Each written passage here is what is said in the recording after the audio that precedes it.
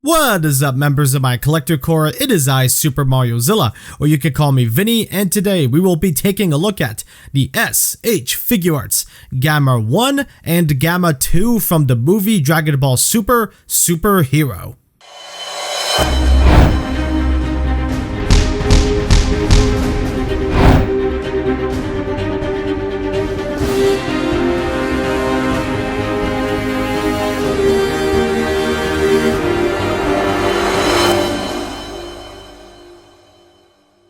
So the reason I decided to make this a double review is because the Gammas use a lot of the same stuff. There's very little differences besides the heads and the colors, and some of the accessories. So if I were to separate them, I'd be repeating myself and really sound redundant across both reviews. So I figured it's better to combine them. Anyway, these figures were also revealed to be a part of the superhero figure lineup, but didn't go up for pre-order till a couple months later, and were both premium Bandai webshop exclusives. Now, a lot of collectors dismiss these guys, saying they're only going to be bought for the Gohan accessories, and yes, that is true, but it's also a shame because I think these are nice figures. There's more to them besides the DLC accessories, assuming you saw the movie. I think viewers of the film, assuming they enjoyed it, can appreciate the Gammas a lot more.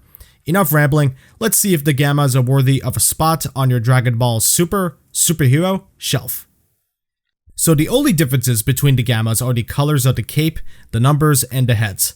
Gamma's one head sculpt is well done, although the gray paint on his face is a little bit messy, unfortunately. The number 1 on his chest is insanely clean. The buttons don't have the cleanest paint job either, but at least because of the bright colors of the figures, it's hard to notice.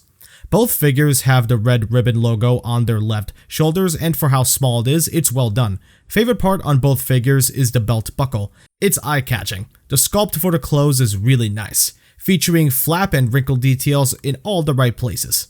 The boots on both figures are a great contrast from the rest of the figures, because they are glossy and black, looking real smooth. Gamma 2's head sculpt is well done as well, no issues, but the gray face paint again isn't the cleanest. The number 2 is also stupidly clean. Well done. The choices of red and blue on both the Gammas are vibrant and make them pop. As I said before, despite the different colors, both bodies are the exact same sculpts. I hope you're seeing why I didn't want to separate the figures in their own reviews. I would be repeating a lot of this stuff. But don't get me wrong, that's not a bad thing. Both figures still look pretty good. Some problems like with the cleanliness of the paint job where there is paint, but at least it's not so bad you see it even from afar. You gotta try to look for it in these bright colors. Overall, I think the Gammas look solid. Alright, so the Gammas between them share the same exact articulation. There's no difference between these two figures, and that's one of the reasons I decided to make this a double review. So, here we go. Head is on a double ball peg and the neck is on a ball joint, and they both can look really far up and can look... Oh, sorry about that, pal. Can look pretty good amount down. Can also lean all over the place. And can look side to side. Pretty cool. There is a ball joint within the shoulders, and there's also a butterfly joint. Can rotate. Shoulder closed pads are on a hinge, and they can both hinge upward way more than 90 degrees. Biceps can swivel on both of them. Double hinged elbows, which go pretty much all the way, so that's really good. There's ball joints plugged into the wrists, so there's that, and on the other end is the typical ball hinge for the wrists. So yeah, you technically get, I say, double movement, I guess? I guess it's double movement? I'm not sure. Okay. Cape is on a swivel, and it is on a hinge.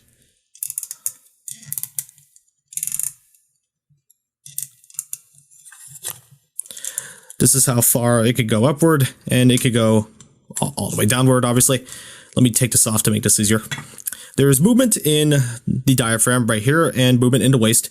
And the diaphragm can pull upward to give you extra range. So in total, both Gammas can crunch forward just about this far. Although keep in mind, major gappage on the back. And going backward, again, pretty good amount, but keep in mind there is some gappage on the front. And can also rotate and lean. Legs, there is a bit of a pull down on the legs to give you some extra range. So in total, both of them can kick upward just about this far. And no, the skirts do not get in the way, thankfully. Can kick backward pretty much all the way. And for the splits, yeah, both of them can pretty much do the splits. And there's a thigh swivel here. Double hinged knees, which go almost all the way.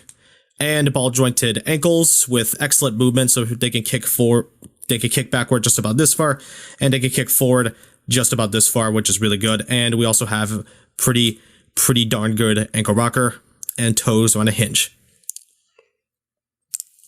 Okay, so yeah, the gammas are plenty posable. Oh, I should mention that the holster is actually on a ball joint, so it can rotate and it can also rock.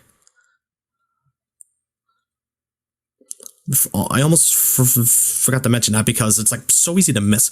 So both gammas are rocking a lot of articulation, and they are a joy to pose. You can get them in plenty of poses, whether it be fighting Piccolo, Gohan, anybody you can imagine.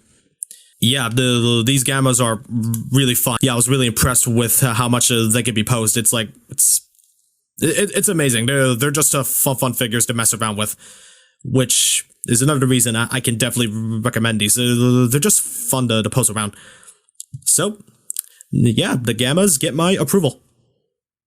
Alright, so accessories do have differences, which I will go over. However, both figures have 4 of the same sets of hands, except for Gamma 2. He has an extra set. First, we'll go over Gamma 1. First is his head sculpts, a puckered kind of lip look, a neutral sterned head, a teeth-gritted head, a yelling head, and another yelling head with a bit more of a surprised look. For the hands, he has 2 fist hands, 2 open hands, 2 chopping hands, and 2 hands to hold his gun. And unlike Gamma 2, Gamma 1 includes crossed arm accessories. Pretty cool. For the pistol, one's is red and just has a shark kind of face. Looks cool, and getting it in the trigger finger hands is easy. Just take out the specific gun out of the holster, since that's a different sculpt entirely.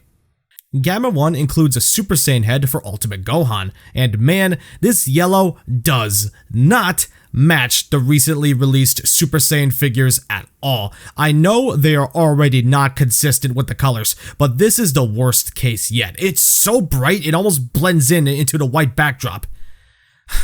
Anyway, it does have faces. First is the neutral sterned face, teeth-gritted face, and a yelling face. Switching to heads is not a problem, they pop off pretty easily, and it looks pretty solid. I like this, but man, I always hated the idea of physical DLC. Gamma 2's accessories are the same except for a couple things. First, his head sculpts. First is a neutral sterned head, a smirking looking off to his right head, a teeth-gritted head, and a yelling head. For the hands, he has the same 4 sets, fist hands, open hands, and so on. However, he has an extra set of stylized posed hands. Like his brother, Gamma 2 has a pistol, but instead of red, it's blue, and has the number 2 on it. It's the same deal as before, take out the gun in the holster, and get the actual gun and put it in his hands. Next, he also has accessories for Gohan, an extra head with messy hair and glasses. No additional faceplates. And next is a Piccolo-style cape for Gohan. The cape is all white and has a good sculpt. Not much more to say. Also, the flap of the cape is on a hinge. I wish it was on a swivel hinge, but that's not a big deal. We can at least still adjust it for posing. So the gammas come with the accessories they need, but maybe could have done good with tiny effect pieces for the guns. And as much as I hate the idea of extra accessories coming with future figures, I'm glad we at least got them. It makes Gohan more complete. Here's a size comparison with other figures you may or may not own. The gammas are standard-sized Figuarts, coming in just a little taller than Gohan and Goku, so getting them into a display should not be any trouble. Alright, I hoped I helped prove that there's more to the gammas than just the Gohan accessories. If you're a fan of the movie, then these figures are great. I have a lot of fun posing them, and they make great companion pieces for Gohan and Piccolo, despite already being companion pieces in themselves. I like them. I think they're good, and if you already have Gohan, then that's great. You have extra accessories. Now, you don't have to agree. These are just my thoughts, but unfortunately, if you want them, they are long gone and on the aftermarket. They were only available to Premium Bandai only, so you'll absolutely end up having to pay more than MSRP if you want these guys. And that's only if they come with the Gohan accessories. Some collectors keep them while selling the Gammas. If you want them, try hunting down a deal and lower your expectations. Both Gammas get the individual scores of an 8 out of 10.